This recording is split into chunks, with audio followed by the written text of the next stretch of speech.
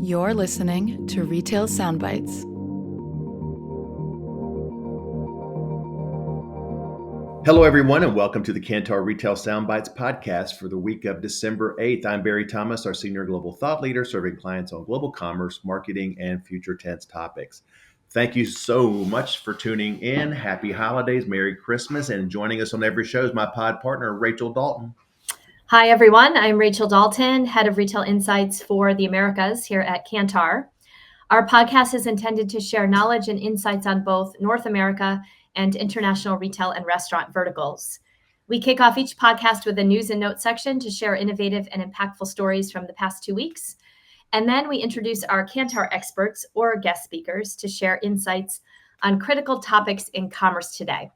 And today we are very pleased to welcome our colleagues here at Kantar, Rohan Mazumdar and Jeff Maloy, to introduce our latest PoweRanking results, which should be super exciting.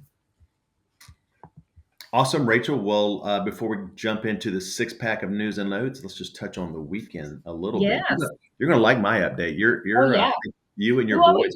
You always have really fun weekend updates, Barry. Oh, I don't know about that. But we did, so last Saturday was the big SEC, college football championship. The whole city was kind of rallying around that. But a bunch of us who are love tennis, we did something different. We went over to Duluth, which is sort of northeast Atlanta, for the Atlanta Cup. And guess who was playing there? Just an exhibition match, which was just a lot of fun. So Kyrgios was there, who's just a trip out of Australia. Osaka, cool. Sabalenka, and Amazing. Ben Shelton. Oh, wow, you got some great players. Really Man, cool. We were right there. And the one thing that was just really interesting to finish it up, I'm a big Gator fan, so there's Ben Shelton, Florida Gator, alum. And I watched him hit a 142-mile-an-hour serve about 12 feet away. Incredible, yeah. And when it makes a huge difference when you're close up too. It makes a huge difference. Yeah. I mean, totally. And when Kyrgios saw the first one come in, now he didn't do it all night like that because that wouldn't be any fun. He's been out of the game a couple of years. The first time he did that, Kyrgios, he actually had maybe the best serve 2 years ago in tennis. He's still a young guy. He just got out of the way. It was too fast for him. And then I think lastly, the ref or whatever kind of said, let's not do so much of that. We could hurt people because it wasn't really set up for Wimbledon. So anyway, pretty funny. That's pretty cool. Yeah, that's why we love the U.S. Open and we go on Fan Week or we get grounds passes because you can sit so close on the courts to see the players. It's really awesome. Exactly. So, yeah, awesome. Well, we had a very Christmassy weekend. That's what we did. We had our tree lighting in town on Friday night, and then we did hot cocoa and candy canes, and it was very nice. And then we got our Christmas tree and got that all set up, and we had a party with our neighbors, and the kids watched Home Alone, which is your quintessential movie at the holidays, which I love as well. And we just enjoyed the weekend. My younger ones wanted to go to Spirit Christmas. Those pop-up shops, Mm-hmm. They have Spirit Halloween, Spirit Christmas. We did that just to get into the spirit a bit. And it was fun. It's a good weekend. That's awesome, Rachel. Yeah. See, I miss those because the boys are older and they don't really listen to me like they used to. So yours are still listening to you. So enjoy it.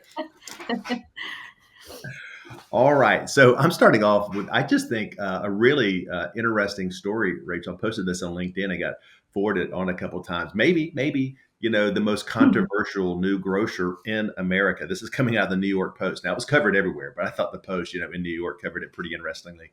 And this new grocer is called Meadow Lane. It's a gourmet grocer, and it's debuting during an affordability crisis in New York City. I think we all kind of heard about that and kind of how the election went. So shoppers line up for hours, Rachel, to pay $12 for grapes, $65 for olive oil at this trendy new gourmet in a grocery store. The main idea is simple. It's a grocery store built on luxury and just luxury experiences, and not just a place to pick up bread and milk. So it opened up in mid-November, kind of with a soft opening, and it's in Manhattan's Tribeca neighborhood. I'm in New York City this week. I may try to get by there. There have been very long lines, throughout its opening. And on the one hand, many shoppers are drawn by social media, is blowing up on social media, lured by the vibe, gleaming interiors, beautifully displayed produce, prepared meals, trendy packaged goods, eye-catching price tags, status symbols all over, just built for social media. On the other hand, a lot of critics are saying, "Hey, this is just absurd. Look at the pricing here in the context of cost of living pressures." And but it's the top 10% of households or around that are kind of shopping there. I don't think they're stocking up every week, maybe, Rachel, but it is really fascinating. Well, I'm not surprised. I mean, the New York City market, there are so many opportunities to enjoy luxurious experiences across all different verticals and services. And this is just yet another one. And it just showcases there is a very strong bifurcation of shoppers, which we've been tracking and seeing. And so this is a segment in the population that wants those experiences, and they're willing to pay for them. And we're also seeing more of that experiential retail pop up in select urban cities like Printemps, the French department store downtown in Manhattan is like that, where you have just almost like you're walking through a museum, and the products are laid out in a beautiful way. And so this is sort of that version in grocery, I guess. And yeah, I definitely want to check that out as well. But super interesting. Pretty cool. For me, Barry, my first piece of news, super short, but just was featured in the Wall Street Journal, and that's Walmart's new advertising testing that it's doing with Sparky, within Sparky, which is its AI shopping agent. So they just launched a test and learn between the months of September and November on sponsored prompts. And basically, users would get a sponsored prompt when they were shopping on Walmart.com. And if they clicked on it, their Sparky Gen AI shopping agent would respond with an answer. And then there'd be a click to buy option below the response that then appeared. And so far, I think it's still TBD as to the success and what Walmart might do to kind of roll this out in a bigger way. Right now, the engagement isn't super high, but again, it was test and learn mode. Amazon also has a kind of similar product offer. But I think it's just, we'll start to see more and more of this. How do we make retail media work within this new world that we're in with AI? So I caught my eye, and I wanted to share that out. I think it's big, so there's some examples out today on LinkedIn with Rufus. Now, I think Rufus is a little further ahead of Sparky. Yeah. And what they're launching over there, Amazon is testing, is sponsored. They're just calling it sponsored reasoning nudges. Oh, Sponsored interesting. Yeah. reasoning nudges versus sort of an obtrusive sponsored ad. So it's coming across to users as more natural, more helpful, which is good. So you're hitting on something really important. There's going to be so much innovation around communication, advertising with all this. All right, Rich, I've got a short story as well. This is I just think worth noting, given, if you said, what's the future of the planet's population growth? Well, a lot of people are going to say, well, it's Africa, certainly India, but Africa. And so this is coming out of Chain Store News or Age. The first Walmart sort of branded store is now on African soil, actually in South Africa. It's located west of Johannesburg. The store is designed to deliver sort of a friendly, typical, efficient and engaging, Walmart shopping experience. They know how to do that. The assortment, does extend beyond everyday essentials to reflect sort of the culture, the rhythm of South African life, from Heritage Day celebrations and summer gatherings to, festive occasions that are certainly, germane to that continent. In that city. And then there's some back to school going on. But, I'm not surprised to see Walmart kind of re-enter Africa with their own branded store. They had a partnership years ago with another merchant, but now they're going all in with their own brand. And I just think kind of the future of retail in some respects for sure is in Africa. Yeah, that's so wild. And I had chatted briefly with our colleague Paida that we love and work with, and she's from South Africa, and she actually said, she was saying Walmart used to operate as Mass Mart, which was more like a Costco. But she was saying that the Walmart branded stores will be interesting because the South African retail landscape has really strong brands already. So it'll be interesting to see how Walmart builds its brand in that country. No doubt. I think they'll be successful, I would think. So my next piece of news, I wanted to cover Black Friday, Cyber Monday, since that's such a big event, really around the world. And Retail Dive had a great piece earlier on, right after Black Friday, that they published that I thought was very interesting on their point of view. And basically, to summarize, Black Friday this year, we know that it's a multi-day event. It started a week early, sometimes even earlier than that. It flows a little bit more over that November period as opposed to being the one day. So that's sort of been a change that we've noted over the last several years as online shopping becomes stronger and stronger. But so the article talked about, there was that less urgency, less frenzy than, previous years. Consumers obviously struggling a bit with their overall spending and budgets, and being very choosy and thoughtful as to what they pick, as opposed to just being impulse and grabbing anything and everything on Black Friday. So the year over year sales comparisons are a little bit trickier because you're comparing against an election year. But basically, the data that they showed at the time showed that the U.S. e-commerce sales reached about 11.8 billion, up 9%. With offline sales via Shopify's POS channel growing 26%. So still lots of growth. The article mentioned that AI played a significant role. AI-driven traffic to retail sites was up 805%, and 3 billion in U.S. online sales were attributed to AI and agentic channels. And shoppers who came to a U.S. retail site from AI were 38% more likely to convert versus coming from a non-AI site. So those were some of the high-level data points just after Black Friday.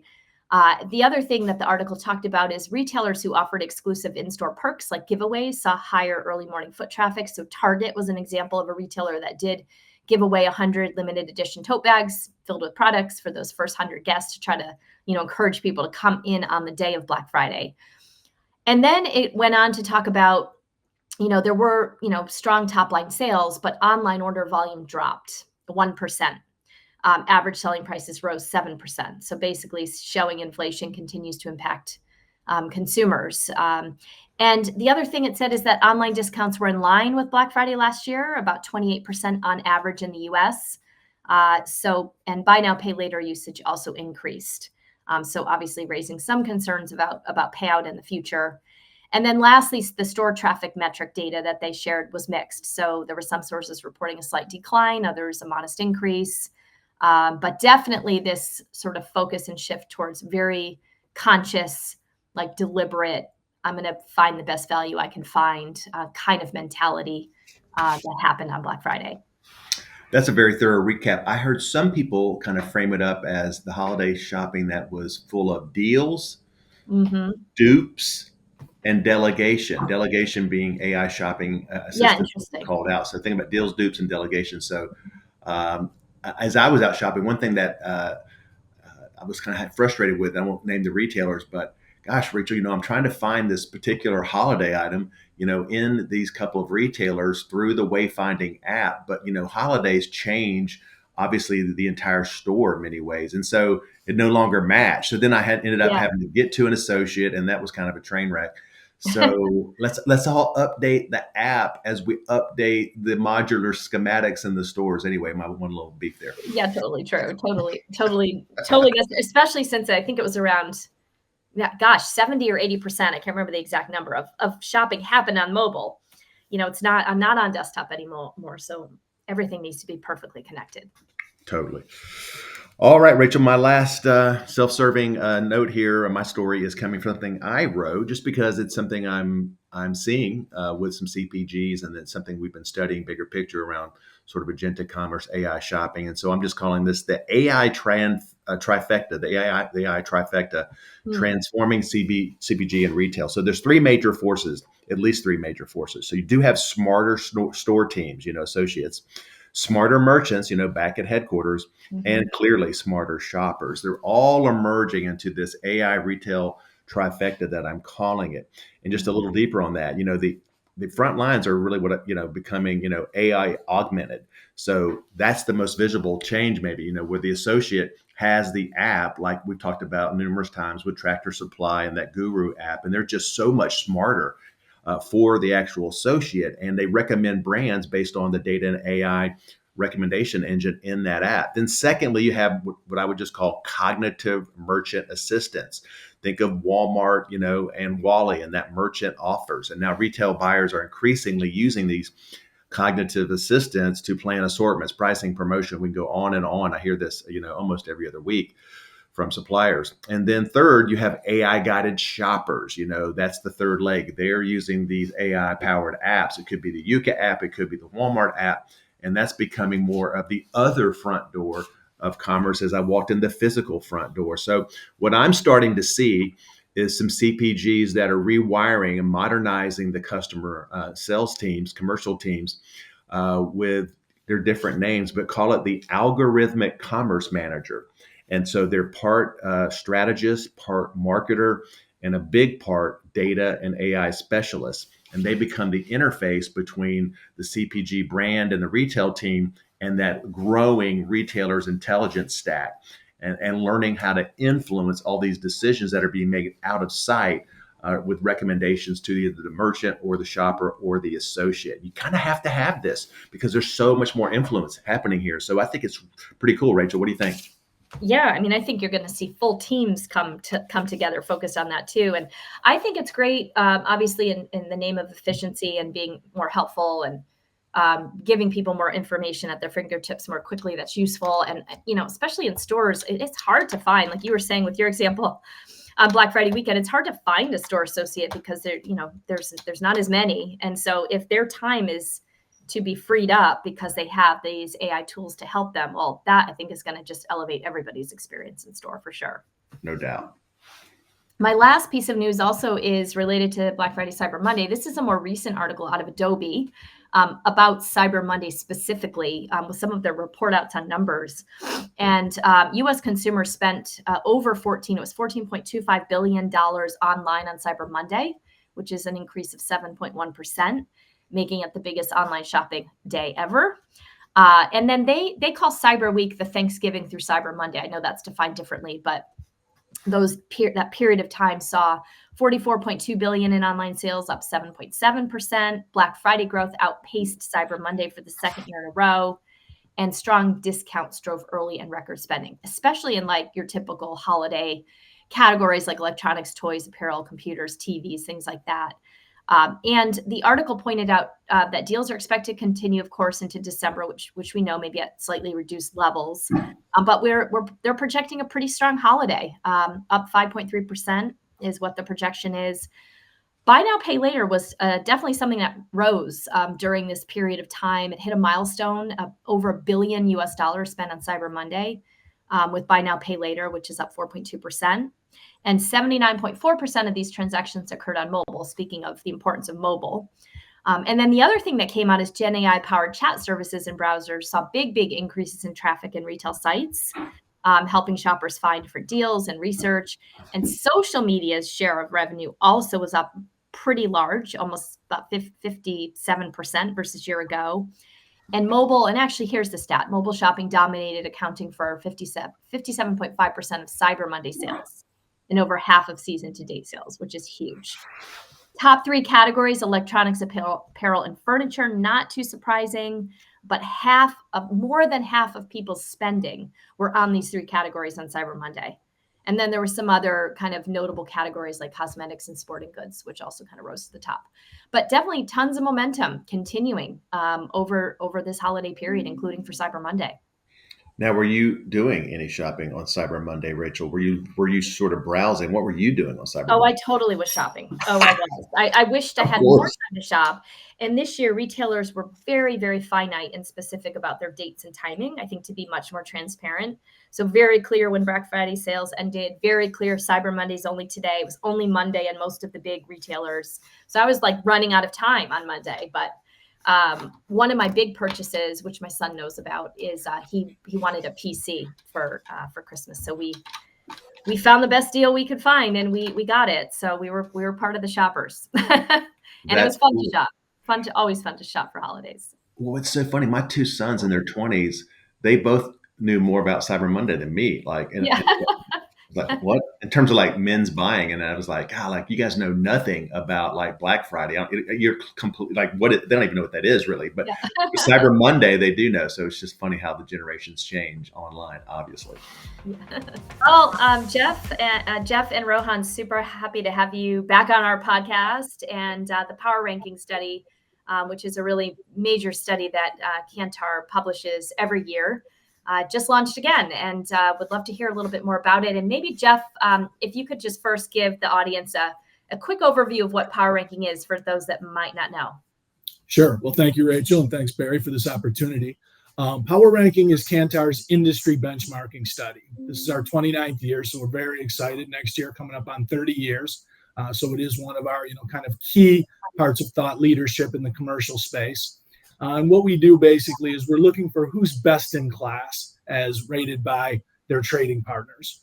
So the heart of it is a survey, a quantitative survey where we go into the industry and we have retailers rank manufacturers and vice versa and their top 3 trading partners on 10 core areas. Everything from more strategic areas like company strategy and growth and profitability to more executional or tactical areas like supply chain, sales teams, category management, and shopper marketing.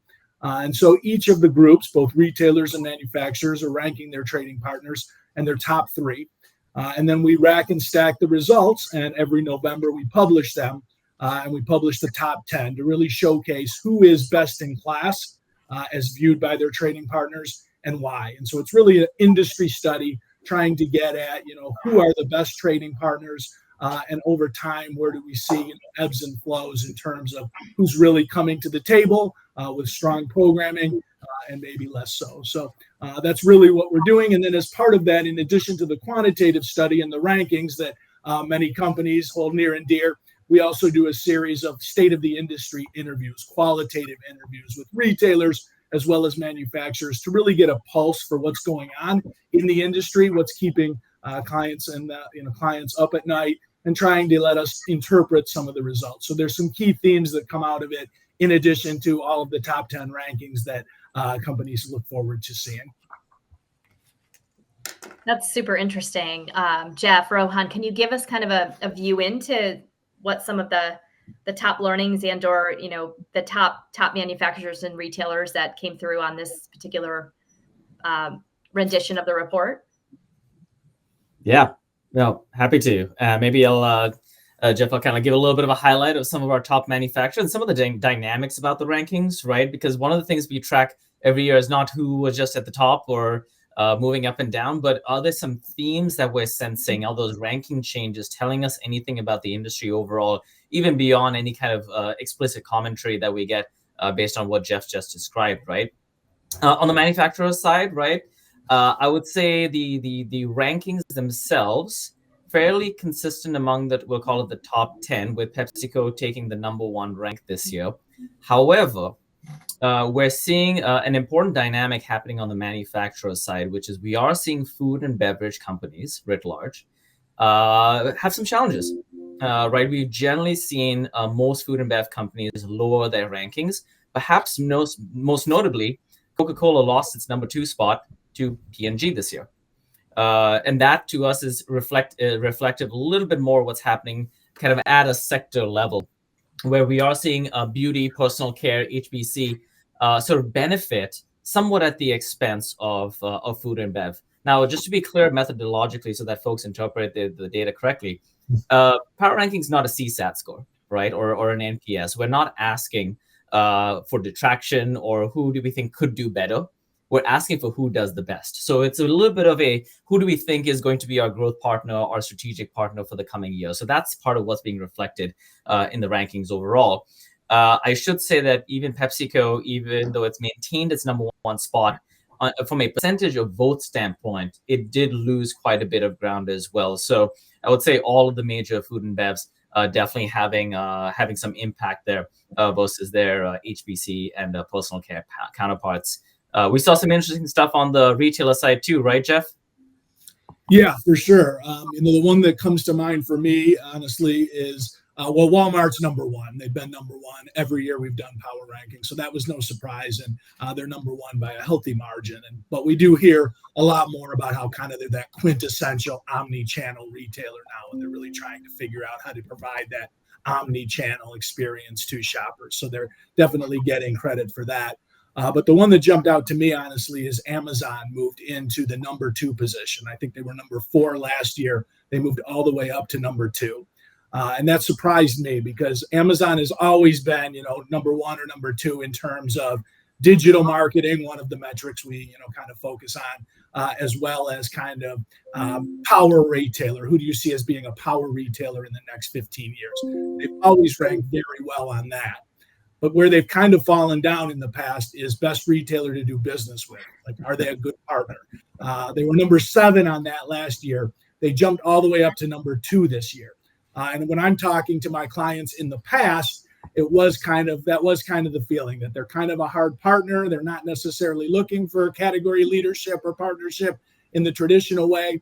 So to see them jump all the way number 2 on that metric, best partner to do business with, and then overall, was surprising to me, and I think speaks to the fact that either they're opening up and becoming better partners, or manufacturers are figuring out how to deal with them, or they're just getting so big that we just have to partner with them and we don't really have a choice. But that was surprising to me. And that's backed up by some of the work we're doing with our clients and kind of on the ground things we're hearing, which is your relationship to the average Amazon vendor manager today coming into 26. A little bit different than perhaps what we've seen historically from Amazon through a lot of its history. And part of that might be trying to compete with Walmart and having a real relationship, because obviously it's a little bit of a 2-horse race at this point in time, or it could be some other internal dynamics at play. But that's sort of backed up by what we're seeing in the power ranking.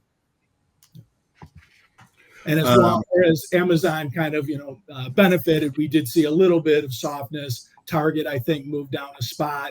And then Kroger, I think, moved down 2 spots, which might be a result of some of the acquisition news or lack thereof. I mean, that's big news to me, with Amazon there. I think part of that is, look, they're always going to be kind of a tough commerce partner. But when you get over to the brand teams, your cloud team, your technology team, your advertising team, Amazon's kind of a crucial partner. So that's just interesting to see that dynamic. And also, challenger brands are crushing it on Amazon. I mean, in ways I can't even get into now. I mean, they generally are, they dominate so many categories.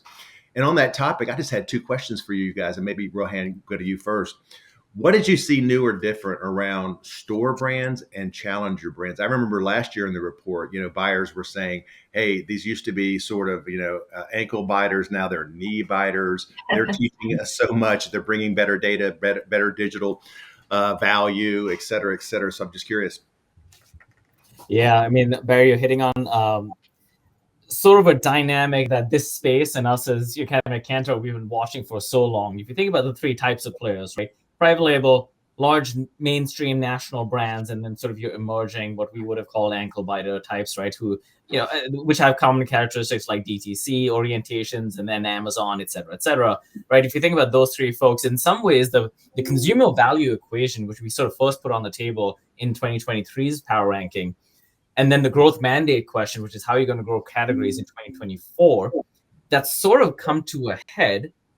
And it's most relevant. The relevance reset is most relevant when you think about assortment mix. What is the construction of the category as a whole between those, we'll call it 3 types of products, essentially, that you can choose from in any given category, all said and done? One of the interesting things coming into 2026, at the end of 2025, is obviously we've seen a lot of private label growth across a number of categories here, right? So we've heard that from retailers. We knew that it was coming, and so 2025 started to manifest that essentially in the POS data one way or another, right? We didn't hear a lot of assertiveness around on the part of retailers saying that is going to be the pure future of their categories moving forward. I think the notion was we need large, brand-driven, high brand equity national brands in order to fully feel like we can service our customer, our guest, our patron, etc. And so that is part one, right? So we're not going to see. I don't think we're going to see 50, 60 shares in private label anytime soon, things like that. Primarily because retailers feel the need for a total value proposition that includes national brands. Now, the emerging brand, national brand dynamic is a little more interesting, right? They've always existed. What we couldn't pick up quite in PoweRanking, but would be curious to watch is one of the things that we're thinking about is the notion of relevant products. One of the 4 R's is relevant products. Relevance is a fairly ambiguous notion at the outset, right? But we are seeing national brands feel the pressure to make sure that their product portfolios are relevant to the consumer, not just in an evergreen fashion, but in the moment today, where we are seeing continue to see the economically strapped shopper, right? So I think they got the message last year. And we're seeing a lot more activity. It hasn't, and I think they're under a lot of pressure if you're a major national brand. And so we are seeing more innovation. It's late to the game. It probably should have started in 2023. But one of the spaces to watch next year is, will the proliferation of emerging brands arrive at a inflection point where they actually start cannibalizing from one another, rather than what has happened recently, which is they've been cannibalizing primarily from national brands. And just to layer on that with some insights from our category leadership study, which I also was fortunate enough to co-lead. What retailers were telling us there is they're starved for growth, unit growth, right? They've all kind of benefited from price inflation over the last 2 years at the expense of the shopper, but the shopper's starting to punch back a bit. So they're looking for growth anywhere they can get it. And they're acknowledging that emerging brands are where the growth has come from. That's not surprising. We saw that last year. What we saw in category leadership is they're saying they're also bringing me the better insights. It's not just that they're driving growth. They're also bringing me insights that I'm not getting for the national brands about specific segments that are growing, that are willing to spend, that are willing to sell. And so kind of this emerging brand dynamic is, not only are they becoming kind of growth drivers, they're also becoming strategic advisors in many respects as well. For sure. And just one last question, Rachel, I'll turn it back to you. To hear Coca-Cola went down, it's kind of a stinger. I mean, I retired at Coca-Cola, and I promise you, I can promise you, and this is true at all CPGs, I'm talking about the minute that Kantar PoweRanking hits, you are in the office of your chief customer officer, kind of doing a lot of explaining. Either you're taking a lot of credit, or you've got a lot of great sort of like, here's why, and here's what you have to do about it. But it's like, it hits that chief customer officer. Those are some hard conversations, Barry. Ooh, I've been in them. Even on our end. Yes, I know. So let's just talk for a moment about modern health. I mean, we're spending a lot of time talking about that with companies. And, Rohan, you kind of told me earlier this year, that's one of the reasons, Coca-Cola likely slipped, and you're seeing more of an emergence of brands that are a bit more in the modern health space favorably. So can you talk about that for a moment? Yeah, and again, this is a little bit more inferential, right? Because we ask folks why ask retailers why they think manufacturers are their partners, and any given buyer or personnel on the retailer side may not be able to pick up on this trend. So it is a little bit inferential for us staring at what's happening across the entire manufacturer set. But the story is kind of there, which is, if everything from something like a GLP-1, right? Manufacturers that are heavily exposed to what we would call categories that have high GLP-1 sensitivity, let's call it that, right? We could name a few, right? Manufacturers that are exposed to those categories and don't have the right product mix historically to meet the need of modern health have absolutely suffered in the PoweRanking this year, at the expense, to your point around, again, where it may not be that personal health kind of categories these manufacturers are doing awesomely. Again, they're facing some very similar value equation challenges that everybody's facing, right, on the part of the consumer. But again, PoweRanking in some ways is a zero-sum game, right? Everybody's got to get ranked one way or another. So the relative decrease in rankings or increase in rankings may have to do with they're just less specifically challenged from a consumption standpoint, right, towards some of the headwinds that you've been talking about a lot, Barry, right, from a modern health standpoint. Yeah, and I think the biggest mover in this year's top 10 on the manufacturer side was L'Oreal, who jumped into the top 10. I think they moved 7 spots, if I recall correctly. That's a huge jump in power ranking. And they knocked out, a big stacking company. So kind of reiterates that dynamic.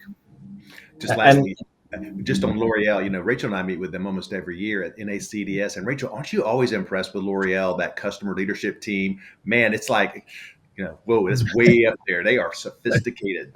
Yes, retailers are taking note, obviously. Yeah, for sure, for sure. I would love to talk about one of the other pieces of your 4R relevance model. We talked a bit about product and innovation. Would love to talk about media and media relevance. Rohan, I know you and I have partnered on a very recent Retail Media Networks B2B benchmarking study, which provided a trove of insights in this space. But would love to hear a bit more about what you learned from media, and in particular retail media, from the PoweRanking study.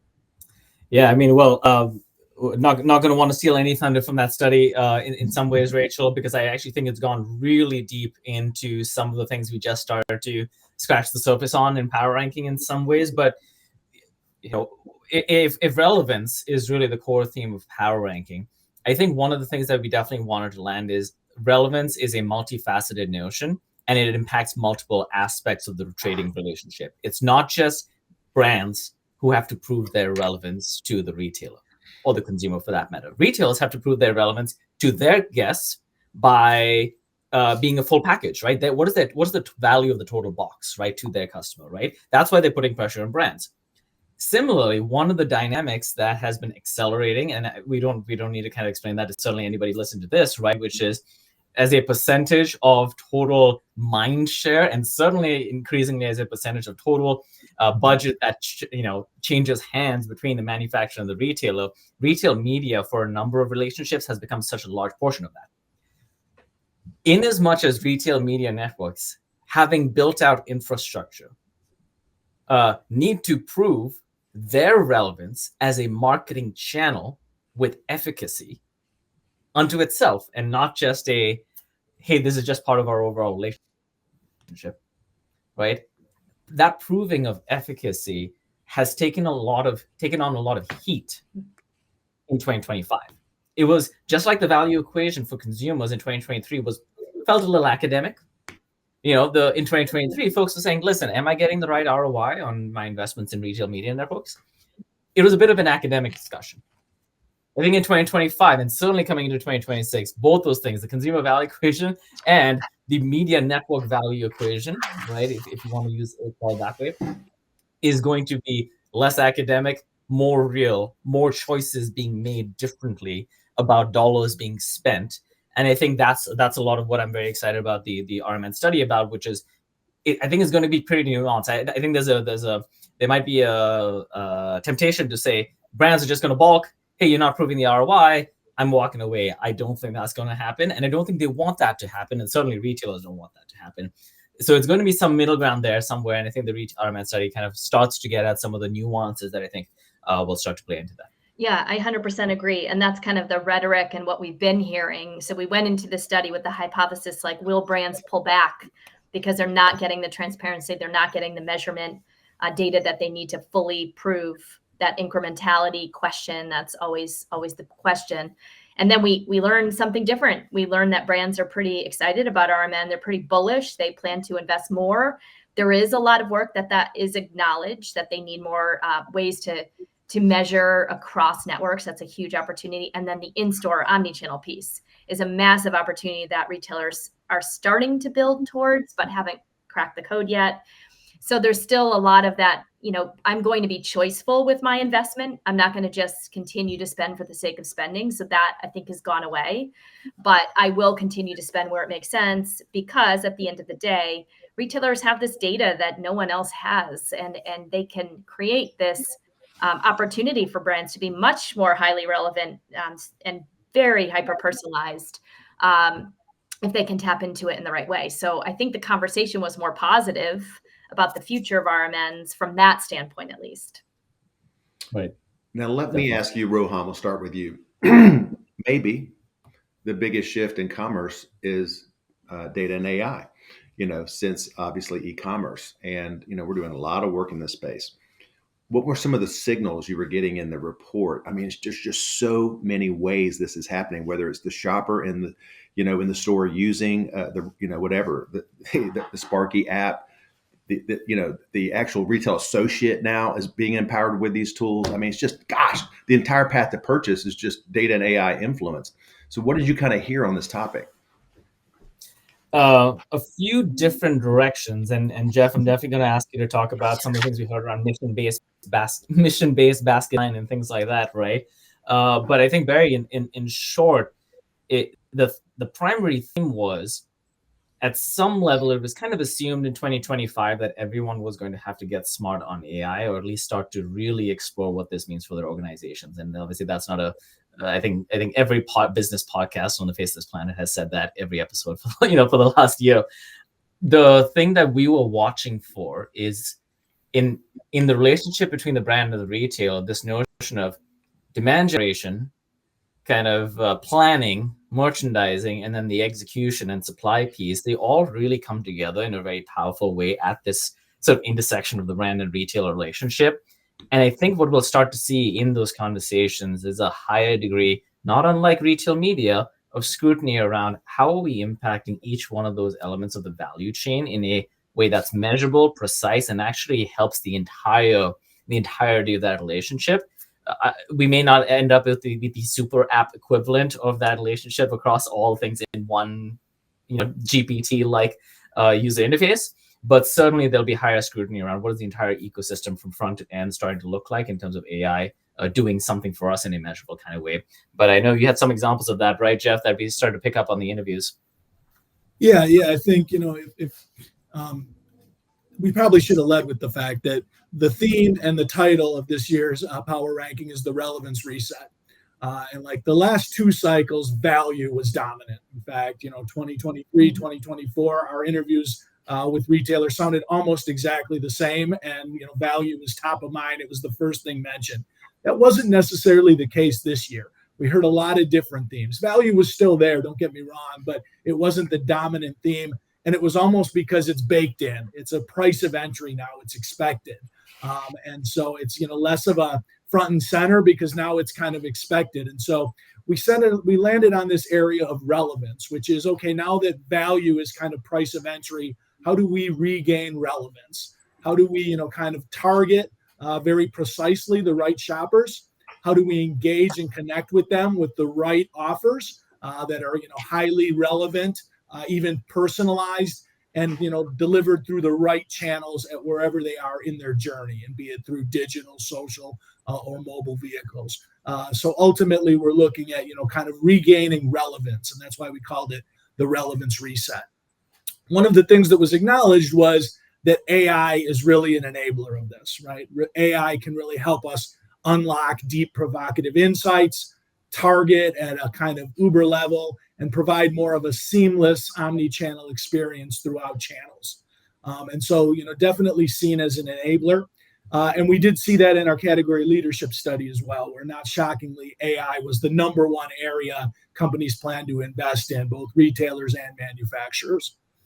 So there's a lot of promise. And in category leadership, AI was actually seen as something that's going to be potential, as opposed to in the past, there was a feeling like it might be a threat. It might replace us or marginalize us. In this year's study, there was a lot more optimism around the future of AI and where it can take us, how it can be kind of utilized to optimize and maximize throughout the value channel.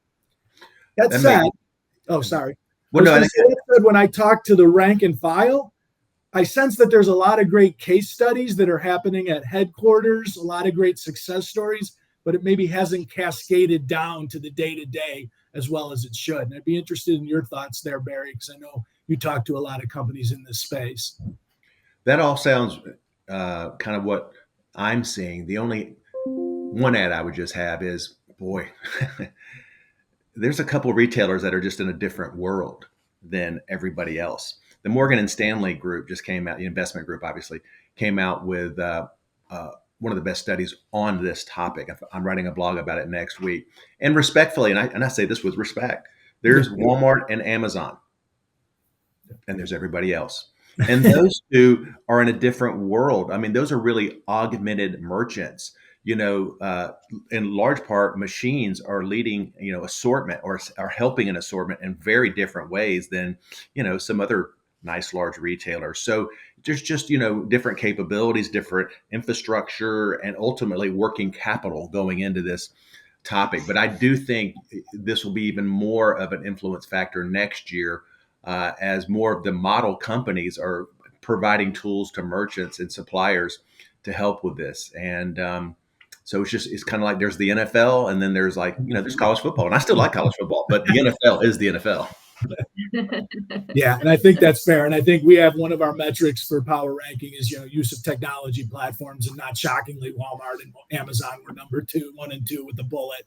And I think to some degree, when we're talking to manufacturers, I think they're still trying to figure it out. And a lot of the success stories are happening in isolation or in kind of centers of excellence. But when we talk to kind of the day-to-day directors that are calling on clients directly, it maybe hasn't been as embedded, or it's still more of a promise than a day-to-day optimization tool. Awesome. And then just for both of you, what are a couple of things we haven't touched on that you just thought were sort of nuanced or interesting this year? Maybe Rohan, start with you. What are we not talking about that you saw? Oh, we just started to touch on it with your comment around the 2-horse race, right? I think which we started to tee up when Jeff was describing some of the retailer dynamics, right? There are multiple ways. If you're a retailer, there are multiple ways to go to market. And the multiple ways to go to market have to do with what you think your sort of sum totality of value proposition is going to be like for your chosen customer. What's interesting is we may see increased share of mind and share of market that Walmart and Amazon occupy, certainly in a lot of categories. But I wonder if we might start to see on the retailer side small but almost molded, right, strategic pockets among different retailers based on their propositions, right? I mean, we talk Aldi, we talk Trader Joe's, we talk Costco, right? Costco, by the way, huge jump in the rankings, right? Over the last few years, because they've cracked the nut on a certain kind of value proposition that is very powerful and resonant for consumers. And they're not, I wouldn't call them, I mean, they've got certainly lots of good operational systems, things like that, but we don't talk about them in the same way from a technological standpoint as we're talking about Walmart as an omni-channel ecosystem and Amazon as a digital first player, right? So I think I'm going to be very curious about how retailers make choices, difficult choices around basically how to compete with Amazon and Walmart because they're not going to win the arms race. They're not going to win the AI arms race, right? But how they pick their moats. And then what does that mean for manufacturers' segmentation of their customers? Right? Big point. Because how are they going to make choices on investment in small but powerful, like someone who has 3 or 4 share of the total market in the category, but that 3 or 4 share is not going anywhere else. Those customers are going to that retail. How do you deal with that kind of retail and a number of retailers like that? So again, that's a hypothesis, but I would be curious to see how that shapes out in some of our commentary coming out of next year. Awesome. Yeah, and kind of a follow-up to our prior conversation, one of the things that surprised me is in addition to having retailers and manufacturers rank each other on our 10 metrics, we also gauge the importance of each of those metrics.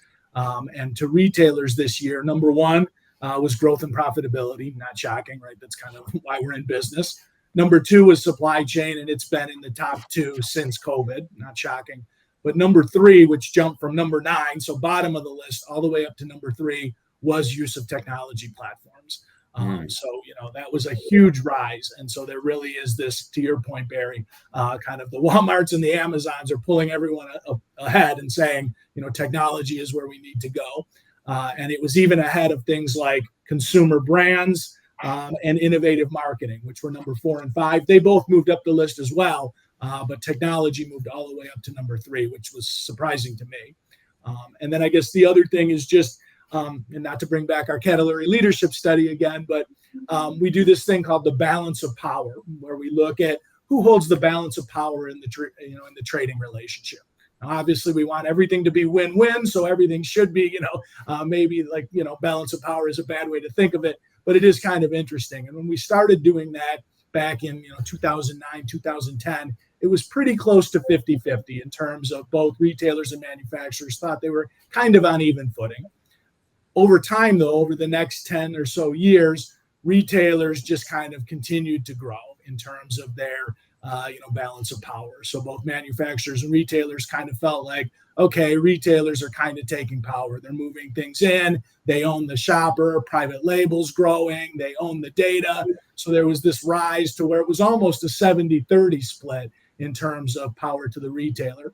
This is the first year in a while where we saw a little bit of a, move back to the manufacturers. So now it's, instead of 70-30, maybe it's closer to 60-40. And the feeling was with some of the, e-commerce, direct to consumer, social commerce, that manufacturers are starting to maybe take a little bit of the power back. So I just thought that was an interesting dynamic and worth sharing. I like that, and that's healthy. Rachel, I'm so old. I'm like old, like just dirt. I remember in the '80s. I mean, think about it. I was in this industry in the '80s, and I would say back then, I may have you, Barry. I don't know. Yeah. We'll compare birth certificates after this. For sure. I mean, like, gosh, but I can remember back then the CPGs. We kind of had the power, but not so much like that. But so I'm glad to hear that, Jeff. Yeah, that's a really interesting. I liked that the history there, Jeff, of the balance of power. Super interesting. And in our qualitative interviews, people did think maybe 60-40 is about where it's going to shake out. Now, maybe not for Walmart and Amazon, but for the industry as a whole. Yeah, that makes sense. Rohan and Jeff, just to finish us up, is there anything or any key takeaways that you'd like to share with the audience based on the learnings from PowerRanking? What should a retailer or brand be thinking about? Maybe one or two things as they move into 2026.